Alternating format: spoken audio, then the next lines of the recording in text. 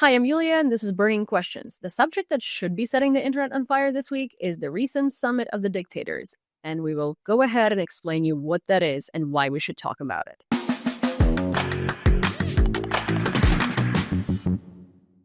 Cormac Smith. I am a former special communication advisor to Pavlo Klimkin when he was Ukraine's foreign minister. I was embedded in the Ministry of Foreign Affairs between 2016 and 2018. Since about a month before the further invasion of the war, which started in 2014, I have been a regular commentator and I guess Ukraine expert on TV, radio, and podcasts, mainly in the UK, but in 7 or 8 other countries also, to try and provide informed, honest commentary on Ukraine, to rebut Russian lies wherever I get a chance.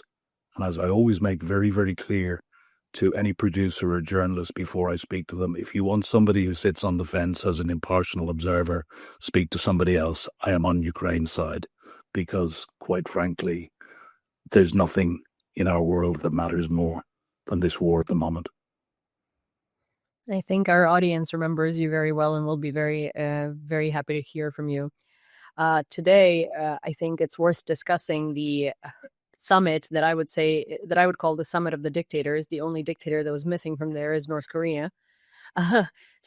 Surprisingly, Kim Jong-un didn't make it, but Xi and Narendra Modi and Xi Jinping and Putin and a bunch of other presidents of other countries that are very much in Russia's sphere of influence were attending this event, which is basically an event for Russia's knockoff NATO.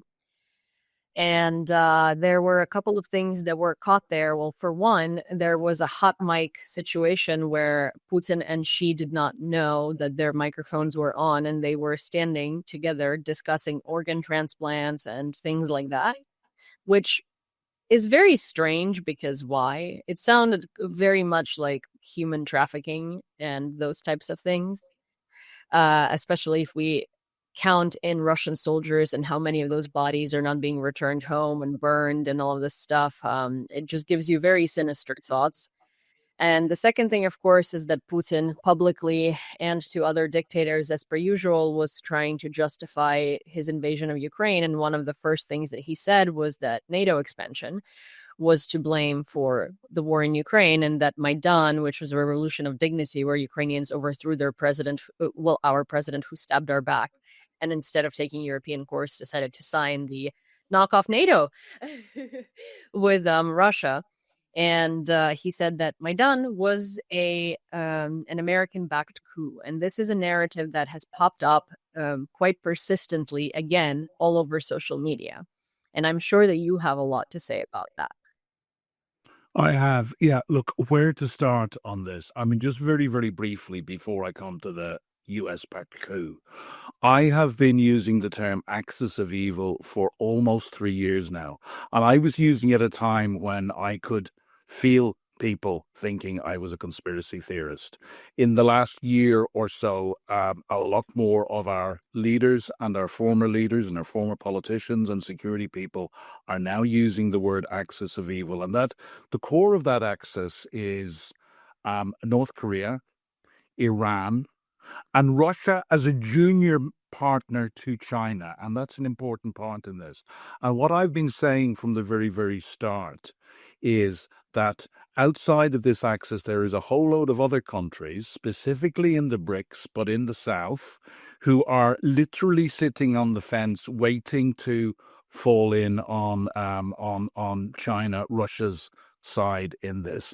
And indeed, we saw this. We saw the presence of Modi, the leader of supposedly the world's largest democracy in India, over 1.3 billion people, closer and more friendly with Putin than we have ever seen him, though that relationship has been clearly growing for some time. So, this was in the free world, and in the free world, I talk about Europe, both EU and non-EU countries. I talk about Canada. I talk about Australia, New Zealand, and I probably talk about Japan and South Korea as well. I don't talk about America anymore because, quite frankly, Donald Trump and his administration have pulled the rug out from under us. They are no longer a reliable security partner, and I think one of the lessons that the last few weeks since Anchorage has told us is Donald Trump simply has no credibility among Democratic leaders anymore. He is yet to sanction Putin's Russia in any way, and I think we can, no matter what he says, we can be sure that he is not going to do that. So that really leaves what I will call the free world, centered around Europe and those other countries that I mentioned. It leaves us very much on our own. And I've recently accused our leaders of being slow learners.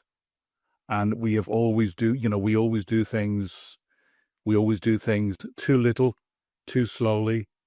And in terms of what we give Ukraine to defend themselves, we tend to give them what we give them too little of, and too late we give them with handcuffs on. So I think what we saw in China over the last few days is a real wake-up call.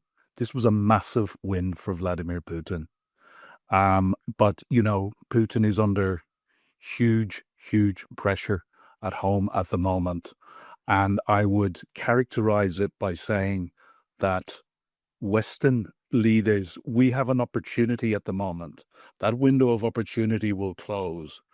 And if we continue to delay, as we have done, we risk snatching defeat from the jaws of victory. That's what I would say at the moment. I'll say one more thing, the rules-based order. And again, people have scoffed at me over the years when I've talked about the rules-based order. And yes, it is imperfect.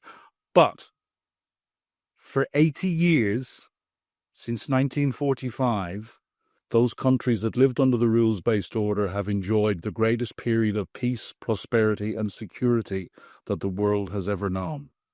Where has the best place to live on earth been over the last 80 years? It's been in Europe. It's been in places like Canada, Australia, and New Zealand. And why do I say this? It has been based on life expectancy, infant mortality, standard of living, democracy indices, freedom of the press. All of these markers, life in our rules-based order-based societies has been the best.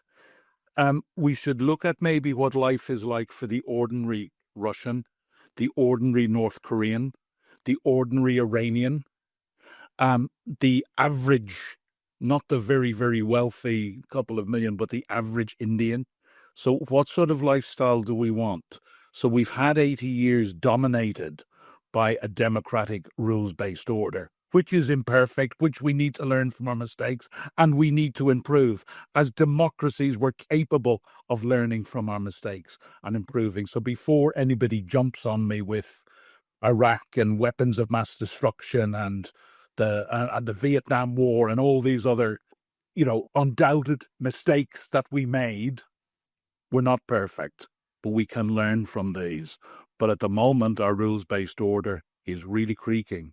And we depended for most of the last 80 years on the United States to be our anchorman. That anchoring has gone. But the one more thing that I will say, and I talk about Europe and I talk about those 5 other countries that I mentioned, but let me talk about Europe and Ukraine for one moment.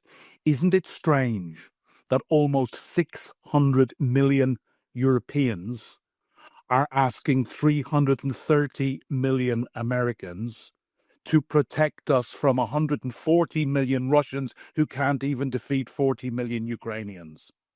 Our combined economy in Europe, and this is not taking in Canada and Japan and South Korea and Australia and New Zealand, just Europe, our combined economy is over 10 times that of the Russian Federation. But as citizens in Europe, we need to recognize that there will be a price. We will have to pay more taxes, and we will have to quite possibly accept lesser public services. But I like me sound bites, having spent most of my life in professional communication, and something I've been saying for some time, and I believe with all my heart, it is our money and guns today, or our daughters and sons tomorrow. Sorry, that was a little bit of a rant. Can I'll let you respond, and then I will go on to the US-backed coup. That No, was a that's Maidan revolution. No, that's totally okay. I mean, like, I share this opinion. I find it quite frankly abhorrent that it's been so long that this war has been going on, and there's still so many apologists and still so many people that are trying to see two sides to this, while there is only one. There is an invader, and then there is the victim to the invasion. Although I don't like calling Ukraine the victim because we stand our own pretty well. I've said this many, many times before in most recent episodes of both the news brief and Burning Questions, is that, the people that say that Ukraine is losing and Russia is winning this war, Ukraine has recently gotten rid of 59% of Russia's oil processing power. Also, Russia has been able to invade 1% more ground in the last year. That is not winning. Russia has lost a lot of the territory that Russia invaded in the beginning of the invasion. Like, yes, sure, there is now not like fireworks and crazy spectacles going on the front line like Kharkiv or Kherson a couple of years ago, right? Which is how people would think that Ukraine is winning. It's a war of attrition, but Ukraine is doing a lot behind the scenes that is very much a lot more effective in stopping Russia's ability to pay for this war and fund this war than Russia's 1% of land that they scorched and took over.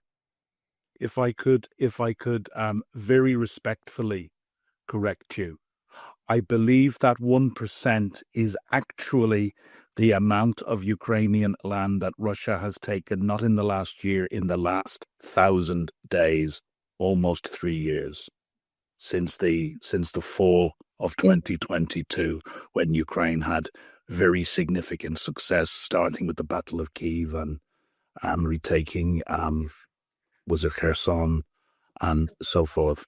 So that really needs to put it in perspective. And you're absolutely right. Huge damage being carried out at the moment to Russia's oil industry. Ukraine very cleverly has turned what was Russia's great strength, the absolute size of biggest country on earth, and the fact that no country could successfully invade or defeat it. So large is the Russian Federation that it is impossible for them to adequately defend all of their oil facilities, and Ukraine, with their own long-range drones and other weapon systems. We can talk about the flamenco in a moment if you want, kind of exciting news and what we actually think that will turn out to be. But, Ukraine is playing havoc at the moment with Russia's oil business, which is two things to this that are important. Despite sanctions, Russia continues to earn in the region of $20 billion every month, and that fluctuates. And Russia has nothing else. They're a gas station with nukes. They have nothing else. This is what they depend on to run their country and to feed their war effort. Ukraine is damaging this. But the second most important thing, we are hearing increasing stories about queues over a mile long across the Russian Federation at gas stations, gas prices going up, petrol prices, if you're a European, I'd say, gas for our American listeners, fuel prices going up, and increasingly we're hearing of fights breaking out, and we're hearing of people stealing fuel off each other. My God, Russians wouldn't steal off each other, would they? The important point is that feet of the Russian people need to be held to the fire. And I said in an interview only yesterday, the thing that Putin fears most is the Russian people. And he is running out of men, and he is coming closer and closer to the day when he is going to have to, where this war is going to be brought home to the middle classes in Moscow and St. Petersburg. And that may well be the point that Putin's grip on the Russian people starts to fall. But may be very, very clear: the thing that Putin fears most, like every other czar in history, is the Russian people. Can I say something about the US-backed coup? I mean, I think I said to you before we started the interview, I sat down with a very good Ukrainian friend, a senior diplomat, right at the start of this full-scale invasion, and we sat down on a call like this. I think it might have been FaceTime or something.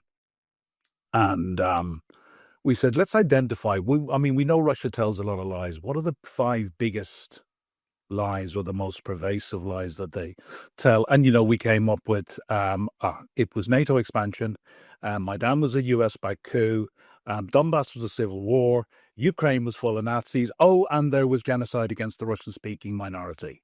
And how often do we still hear those same lies pumped out in one form or another? And only this week we heard Putin come out again with the NATO expansion. It wasn't NATO expansion. There were 2 reasons that Russia invaded Ukraine. Be very, very clear. One, the greatest threat to Putin's criminal kleptocratic regime is a successful, thriving democratic Ukraine on his doorstep. And secondly, this was an old-fashioned 19th century war of imperial conquest. Ukraine was the jewel in the crown of the USSR. It accounted for up to 40% of industrial output. It's where all of the it's where a lot of the clever people were. The army of the USSR was hugely dependent on Ukrainians. It had the breadbasket status. The list goes on and on and on. Putin has been on record of saying that the greatest disaster of the 20th century was the breakup of the Soviet Union, not the First World War, not this that killed 50 million, not the Second World War, not the Holodomor, by the way, that killed probably, let's go for 7 million, but somewhere between 4 and 10 million Ukrainians in a genocidal man-made famine. Of which obviously estimates vary, but those estimates, for anybody who has not heard of the Holodomor, between 4 million and 10 million Ukrainians in 1932 and 1933. Not the Holocaust where Hitler murdered 6 million Jews, but the breakup of the Soviet Union. Onto the Maidan coup and the ridiculous idea that this was actually an American-backed coup. In late 2013, Viktor Yanukovych, the soon-to-be ousted Ukrainian president, ousted by the Ukrainian people, was due to go to Vilnius in Lithuania to sign an accession agreement with the European Union. This was something clearly that the Ukrainian people wanted, and the 2 years that I spent both working for the Ukrainian government but living among Ukrainian people, I learned this. They told me over and over again, Cormac, it's not just what we want to get away. It's not just what we want to get, it's what we want to get away from. And why did we see European flags flying on the Maidan? At the last moment, history records that Yanukovych unilaterally decided not to sign the accession agreement with the EU and instead to sign an agreement which would bring Ukraine back closer into the Russian orbit. The initial response to this was a student protest on the Maidan. And for anybody who doesn't know, Maidan is Ukrainian for square, and it's the main square in the center of Kyiv. That student protest, and forgive me if I'm a day out, went on very, very peacefully for about a week. At the end of a week, the Berkut no longer exist. They were disbanded. They were a very violent riot police of the then regime, came in and they brutally beat the students. Well, it was supposed to be a private security firm, but it was basically a subservient to the president, and it was violent. Yeah, well, I was certainly told by people who were there that the Berkut were involved, but it was doing the job of the president. I was told that batons were exchanged for iron bars. They brutally beat the students. And the one thing that so many people said to me in Ukraine was, the one thing you don't do in Ukraine is you don't touch our children. And within days of that brutal beating, there was over 1 million people on the Maidan and in the streets of Kyiv. This was a completely organic. And I know, and how do I know? Because I spoke to literally hundreds of people from senior civil servants and diplomats down to foreigners like myself who had gone to Ukraine to live and work for different reasons, and ordinary Ukrainians, and I spoke to such a wall, and the stories that people told me. The wife of my best friend was known as the Pie Lady because they had an apartment overlooking Maidan. And my friend, I won't mention his name, held a fairly high position. He felt very guilty that he wasn't out on the square every day fighting, but they had a young daughter, and they sat down and they decided that actually, they didn't want to risk their lives. But his wife, the Pie Lady, spent day and night for 100 days cooking pies and bringing them down, to the extent that my friend had to buy a new oven at the end of the revolution. And there were so many stories of people doing that. Great stories. There was no alcohol on the Maidan. There was no drug taking. There was no looting. I won't say there was no violence, because I spoke to a few of the real hard men from very, very senior positions who actually tooled up with, to fight against the riot police. This was an organic. This was probably, one of Europe's last great civilian uprisings. Very often quoted as evidence was the U.S. Secretary of State for EU and Euro-Asian Affairs, Victoria Nuland, came out on the square on the 21st of November, and she handed out some sandwiches. From people I've spoken to, it's estimated she stayed on the Maidan for all of 45 minutes. The revolution started. Sorry, she came out on the 10th of December. The Maidan revolution had started 2 weeks earlier, a week and a half earlier, on the 21st of November.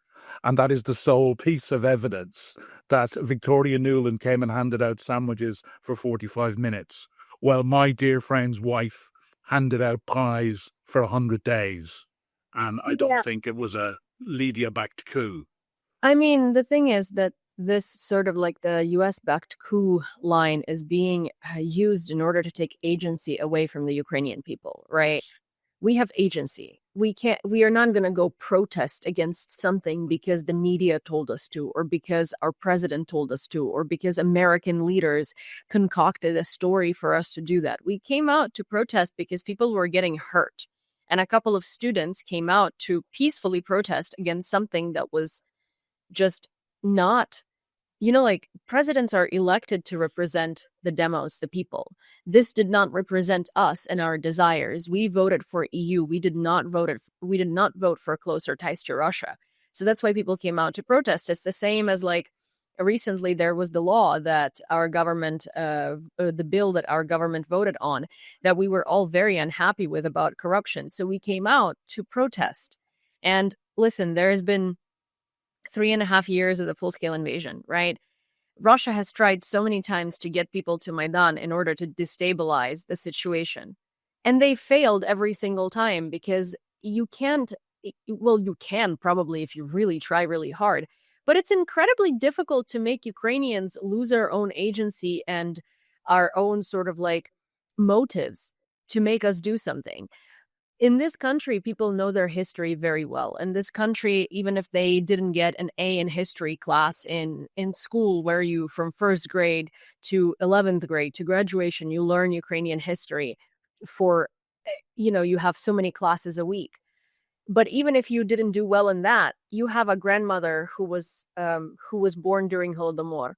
You have a great-grandfather who disappeared in World War II because he was thrown to the front. You have relatives who lived in villages that Russian soldiers came in and perused and looted and raped and done a lot of horrible things. You have family stories, and it's every single person that you will talk to. We know our history. We know what we're fighting for. We know what to stand up for and what not to stand up for. I think the interesting part of this we started with the summit, right? The reason why these summits are done is to continue spreading Russian propaganda. And Putin tries obviously really hard. And all of these new narratives pop up on like Twitter and TikTok and wherever else, right? Because he keeps repeating it. And people take it as like, oh, Russia is getting new allies. China and India love Russia and all of that. Interestingly to me, while everyone is taking this summit as a huge win for Russia, I take it as a huge loss. They signed a massive gas deal, yes, but that just means that now Putin is more and more dependent on China. Now Putin is more and more dependent on India. So, if anything, Russia is losing its own agency because they cannot sustain themselves. They have to kiss China's ass. So, China would substitute for 18% of peak European consumption. So, that means that Russia lost so much European profits and China can only substitute for 18%, which is a lot, but also is not enough to bring them back to where they were. And with each deal like that, where China or India does Russia a favor and starts buying things for Russia to compensate for losses, Russia is more and more indebted to China and India. So to me, huge win for us. Yeah, I'm a couple of things to say. One on is it a win or is it a loss for Russia? And I've said already when I talked about my core axis of evil, which is the four countries of North Korea, Iran, and Russia, as I always say, as a junior partner to China, and I've been saying that for over 3 years. I had an analogy. I had an analogy or a simile, whatever you want to call it, that I think of China as a very, very wealthy, powerful businessman, but very corrupt. And when this businessman wants somebody intimidated, they hire some very, very nasty thugs, and those thugs are the Russians. And the Russians are very good at brutalizing people and going to war and so forth. So that's but ultimately, yeah, I think I agree with you. It will be Russia will be in the subordinate role, certainly to China and maybe even to India. But I don't think that's how Putin sees it at the moment. I think Putin sees this as very much as a lifeline, and he needs to. We know that that China is providing lethal aid to Russia to prosecute the war in Ukraine, and we have known this. Our security services have known this for some time. In addition, obviously, to what they're getting from Iran and from North Korea, and we know I've talked already about the roughly $20 billion per month, which Russia earns from oil, and India is a significant contributor to that.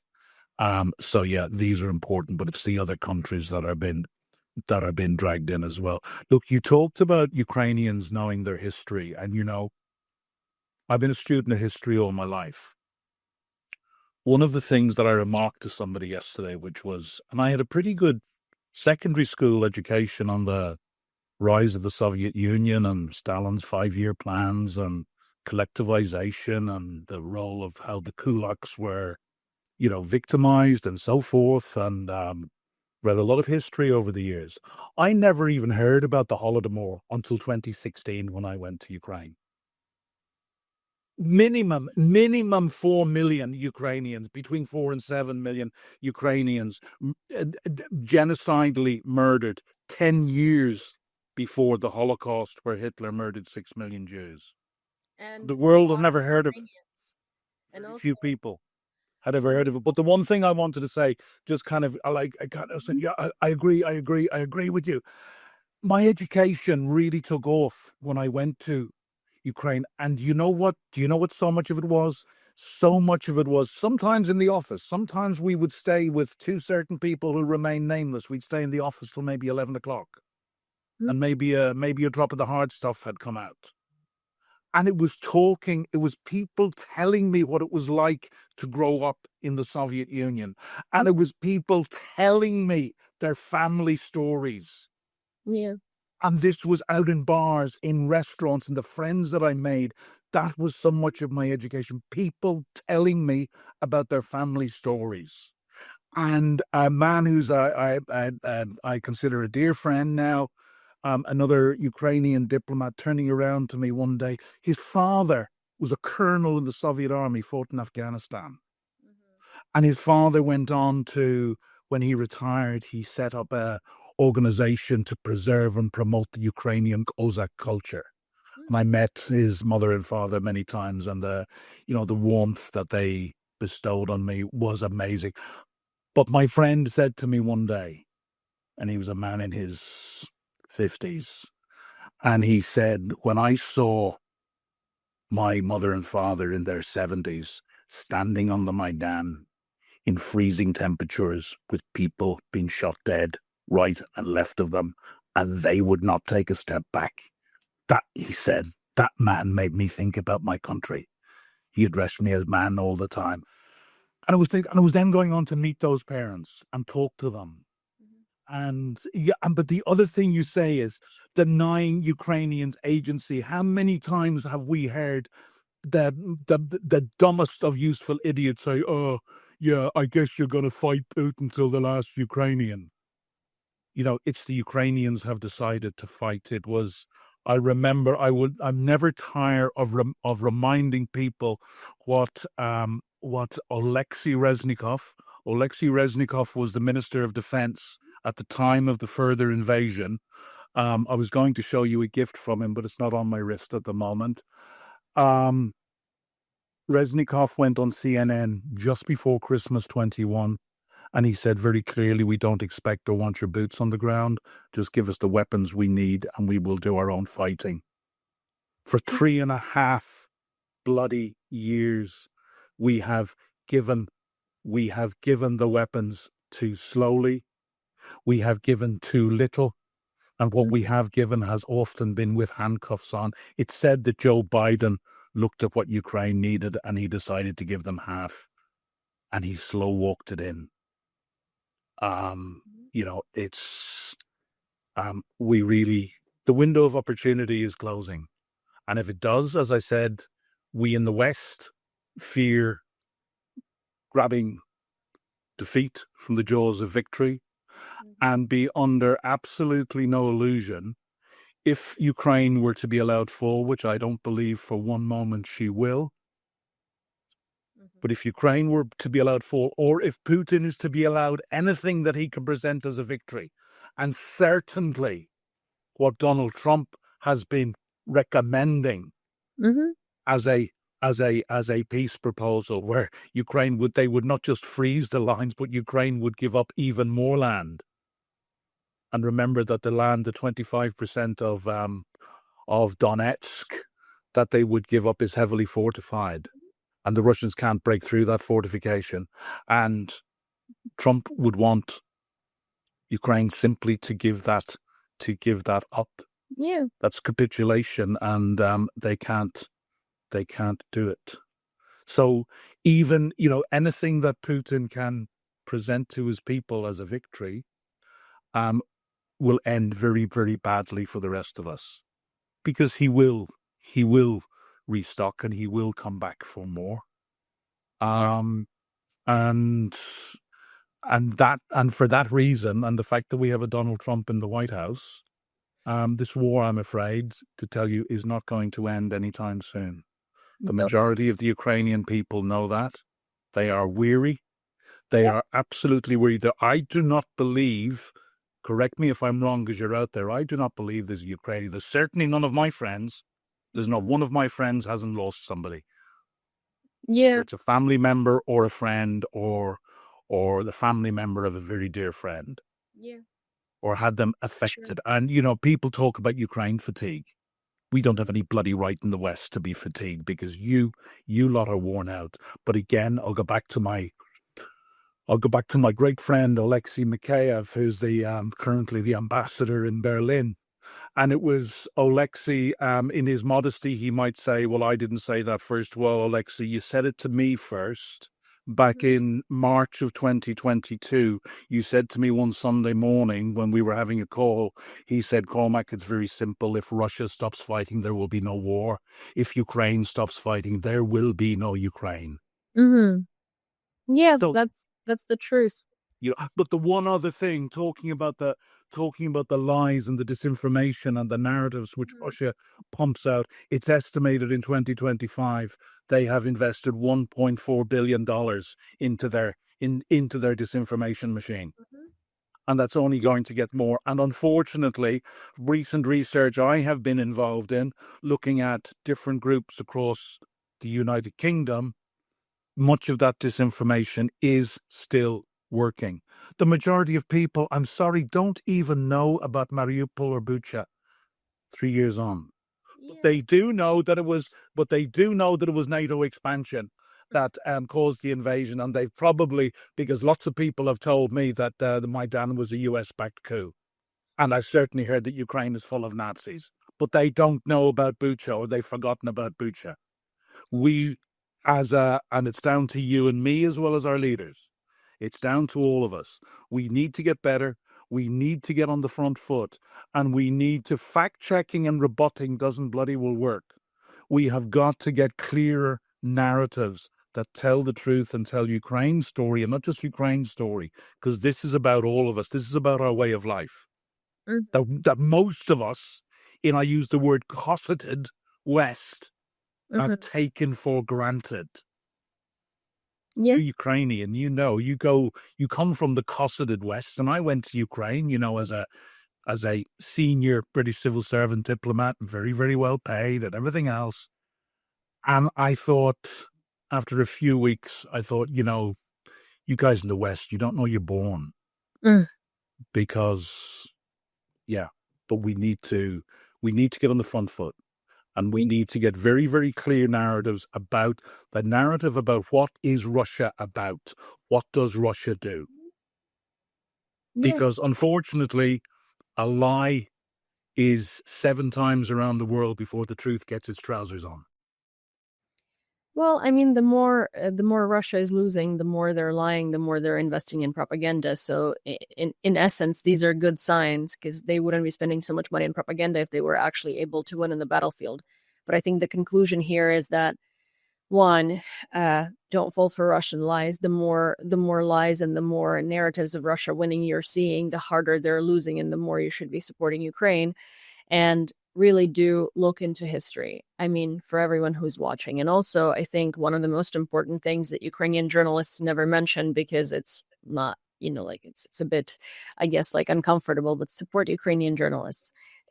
Invest in Ukrainian journalists and Ukrainian journalism, because a lot of these subjects and a lot of these insights you will not hear from journalists who are here on the ground for a year, who live in Radisson Hotel and come out only to do some reports on the ground, because they're here to do their job. It's not it's not something that they're very closely familiar with.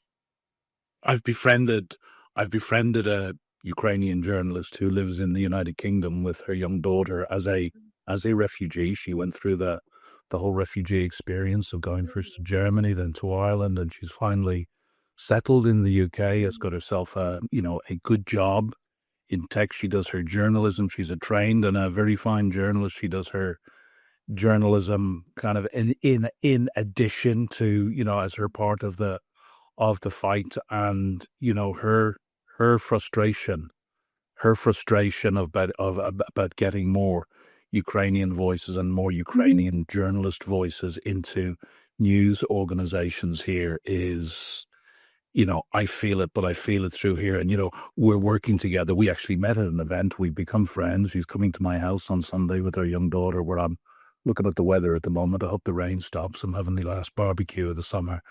And she's coming to join me with another Ukrainian journalist friend of hers. So this is something I'm very, very, very close to over here through friends that I have made. And it's part of my fight as well, is to try and, you know, try and help Ukrainians to get more Ukrainian voices into it. But yeah, um, to all of those in the cosseted West, and I include myself on this because I live in a lovely, comfortable London home and I have a nice lifestyle, so I do what I can, but I'm not on the front line. And to all of those out there who, like myself, probably take for granted the life that we have grown up with and the Mhm. freedoms that we have grown up with and the things that we bitch and moan about are Mhm. really so insignificant when you compare with what the average Ukrainian has been going through for the last 3.5 years.